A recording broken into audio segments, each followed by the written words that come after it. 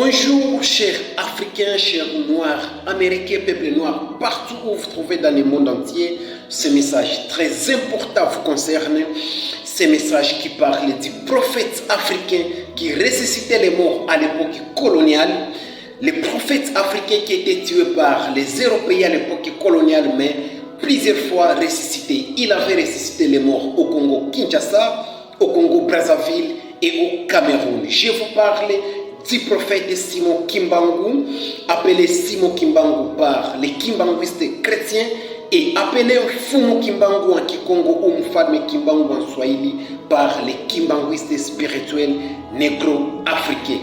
Alors, qui est Mvuluzi Fumu Kimbangu ou Mvuluzi Simon Kimbangu? Fumu Kimbangu est né en 1887 au Congo Kinshasa, actuellement République démocratique du Congo. Il accomplit son premier miracle à Gombe, Kinsuka, en guérissant une femme appelée Kiantondo. Le deuxième miracle, c'est la résurrection d'un jumeau. Mais cette résurrection n'était pas menée à son terme à cause seulement de l'incrédulité et des superstitions ou du comportement irrationnel de ses parents vis-à-vis de cet acte sacré du prophète Mvuluzi Fumu Kimbangu. Alors l'enfant meurt peu après quelques jours. Mais Fumu Kimbangu a ressuscité même des blancs qui ne croyaient pas que Fumu Kimbangu pouvait ressusciter des blancs. Les blancs croyaient que le miracle de Fumu Kimbangu n'était limité que sur la race noire, que le miracle de Fumu Kimbangu n'était réservé qu'aux noirs. Il n'y avait que les noirs qui pouvaient être avantagés face au miracle de Fumu Kimbangu. Alors, des colons belges ont alors amené Fumu Kimbangu sur la tombe d'un homme blanc qui était décédé il y a 12 ans. Mais Fumu Kimbangu a réussi à les ressusciter. Cela avait surpris les colons belges, mais malheureusement, cela avait créé encore plus de haine envers Fumu Kimbangu. Fumu Kimbangu s'est vraiment fait une réputation de ressusciter les morts, de rendre la vie aux aveugles, de faire parler les sourds et muets et de faire marcher même les paralytiques. De nombreux malades, des paralytiques, des morts sont alors immédiatement dirigés vers celui qu'on appelait désormais Mvuluzi ou Sauveur. Alors, grâce à ceci, plusieurs croyants noirs qui priaient dans les églises des Blancs vont commencer à déserter les confessions religieuses, les églises des Blancs, pour commencer à écouter ou à suivre les enseignements de Fumu Kimbangu, qui n'avait pas étudié pourtant dans les écoles des hommes blancs. Et c'est là qu'a commencé le calvaire de Kimbangu.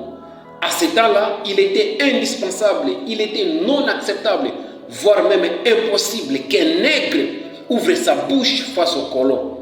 C'était comme du suicide. Pourtant, Kimbangu l'avait fait.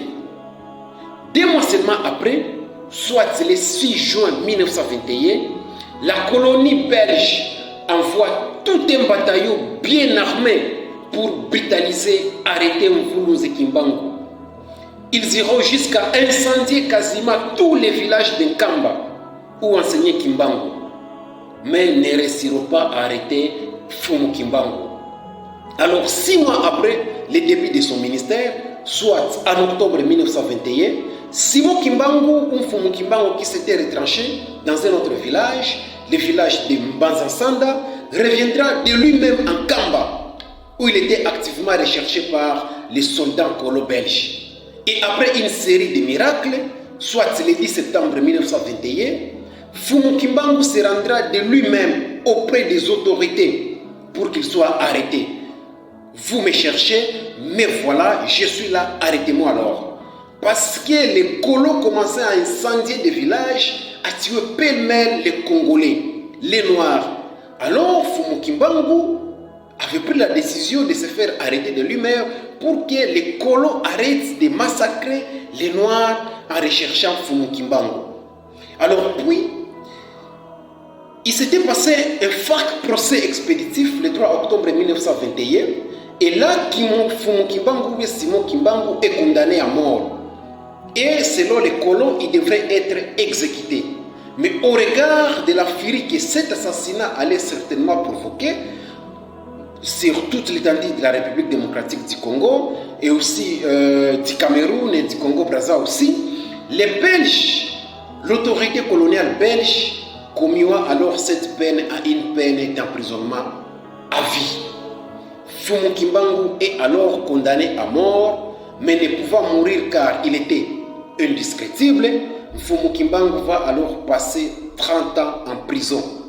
Mais le 10 septembre 1921, je dois le parler ici, c'est très important, le 10 septembre 1921, avant son arrestation, Fumu Kimbangu fait une série de prophéties. Il avait prophétisé que le noir sera blanc et le blanc sera noir. L'homme noir sera blanc et l'homme blanc sera noir. Il avait prophétisé que les guerres persisteront. Le Congo et l'Afrique seront libérés. Les décennies qui suivront la libération seront terribles. Les premiers gouvernants africains travailleront au bénéfice de l'homme blanc. Ils entraîneront sur les conseils des Blancs les populations aux guerres entre elles. La misère s'installera. Beaucoup de jeunes quitteront l'Afrique pour chercher le bien-être au pays des Blancs. Il faudra un certain temps pour que l'homme noir acquiert sa maturité spirituelle.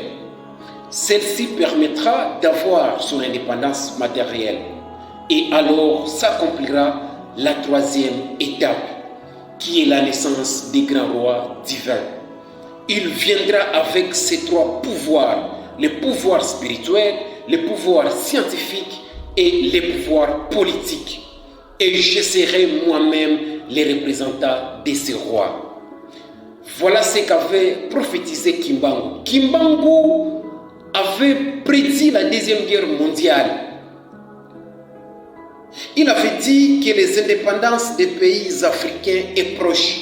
Kimbangu avait prédit les indépendances des pays africains. Là, nous sommes encore en 1921.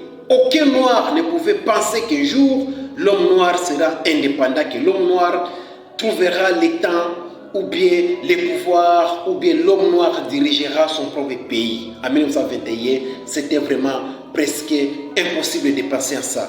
Mais en 1921, Kimbangu prophétise qu'un jour, l'homme noir sera indépendant et dirigera son propre pays. Il avait prophétisé les guerres civiles et la famine. Il avait prophétisé même la mort des vrais leaders africains. Nous avons observé la mort de Sankara, Lumumba, Moussé, Kabila et autres choses. Fumu Kimbangu avait prophétisé pour l'Afrique et le royaume Congo. La RDC, l'Angola, le Congo-Brazzaville, le Gabon et le Cameroun. Il avait prophétisé l'indépendance de tous ces pays africains. Fumu Kimbangu a été tué plusieurs fois après sa sentence, mais revenait toujours à la vie. Ainsi, on l'a trempé dans l'acide, au fond des fils soudés et jeté au fond d'un fleuve. Il est sorti de l'eau intact en vie. Fumu Kimbangu était fusillé sur les champs, mais il ne mourut pas. Fumu Kimbangu était bombardé par des roquettes sur les champs, mais ne mourut toujours pas. C'est l'origine du mouvement même Maï Maï ou Maji-Maji en Afrique. Fumu Kimbangu a été attaché à une pierre, une grosse pierre, et jeté dans l'eau, dans le fleuve Congo. Mais il sortit du fleuve Congo vivant. Et dira les 30 ans de prison de Fumu Kimbangu recevait chaque jour 120 fouets au cou. Je parle de 120 fouets au cou après une douche froide chaque jour. Mais il disait au colon que quoi que vous fassiez, vous ne saurez détruire cette œuvre que j'apporte parce que vous n'en avez pas les capacités et parce que ce que j'apporte n'est pas de ce monde. Fumu Kimbangu a été vu dans plusieurs villages du Congo et en Afrique au même moment qu'il était vu aussi en Europe. Fumu Kimbangu a été vu même après sa mort sur la Lune par l'astronaute américain Neil Armstrong qui avait participé à la mission spatiale d'Apollo 11 le 21 juillet, je crois, 1969, je crois, si je me rappelle bien. L'astronaute Neil Armstrong avait même écrit au pape et avait même envoyé la photo de Fumu Kimbangu au pape pour lui dire: voilà cette personne que j'ai vue sur la ligne, mais je ne comprends pas, je ne connais pas c'est qui. Et là, le pape avait dit à Neil Armstrong que c'est Fumu Kimbangu, les Congolais, les prophètes congolais qui étaient tués par les Belges à Lubumbashi, en RDC.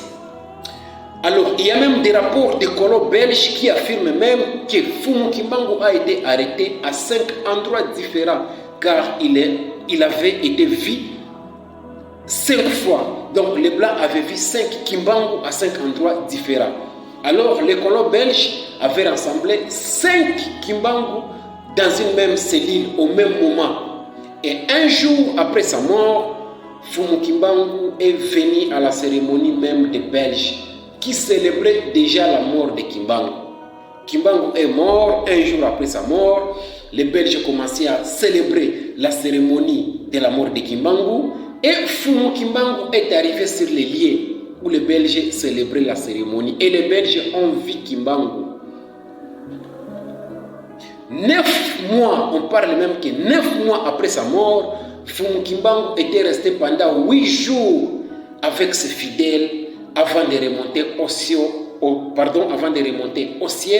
dans une boule de feu avec les images de Kimpavita et de Vita Kanga, les deux images, les deux figures qui avaient aussi lutté pour l'indépendance de l'homme noir et l'indépendance spirituelle de l'homme noir. Fumu Kimbangu est reconnu pour la célèbre phrase: l'homme noir, l'homme blanc deviendra noir et l'homme noir deviendra blanc. Une phrase anticolonialiste qui signifie en peu de mots que les blancs partiraient et que les noirs se dirigeraient lui-même avant de diriger les mondes entiers par la suite.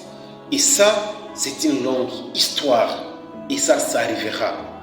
Actuellement, nous voyons déjà l'homme noir se diriger et nous espérons que par la suite, l'homme noir arrivera à contrôler le monde entier. Actuellement, nous avons déjà dans le football des noirs qui sont très influents, dans le monde de la boxe, des noirs qui sont influents des champions du monde. Et nous avons même observé, nous avons même vu un noir diriger le monde entier, Barack Obama, un noir qui a dirigé l'Amérique, qui a fait le monopole sur le monde entier. Voilà donc la concrétisation de la prophétie de Fumu Kimbangu. Alors, quand les indépendances africaines furent venues, Kimbangu agirait à travers les hommes politiques.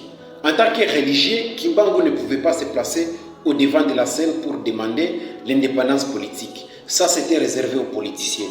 Mais une des choses qu'on refuse souvent de révéler aux Congolais et aux Africains, c'est qu'à ce temps-là, Kimbangu avait apparu à Lumumba, à qui il avait exhorté d'ailleurs d'obtenir l'indépendance du Congo. Kimbangu avait même donné une option. Kimbangu avait donné du pouvoir à Lumumba, qui était à cette époque un acteur politique. Et la femme de Lumumba avait d'ailleurs affirmé qu'une bonne partie du pouvoir de Lumumba avait ça de Fumu Kimbangu ce jour-là.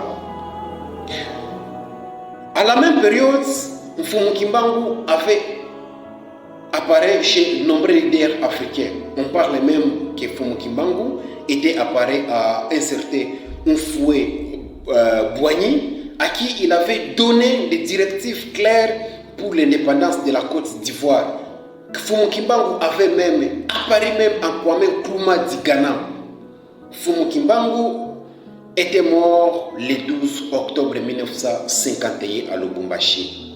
Et à l'issue de l'autopsie, les médecins légistes constatent qu'il n'avait pas de foie, de poumons ni d'intestin. L'histoire est très longue, je vous dis, et je ne saurais même pas la raconter en si peu d'état. Alors pour en savoir plus, je vous dis vous-même, je crois qu'il est souhaitable d'aller directement rencontrer les responsables des églises kimbanguistes.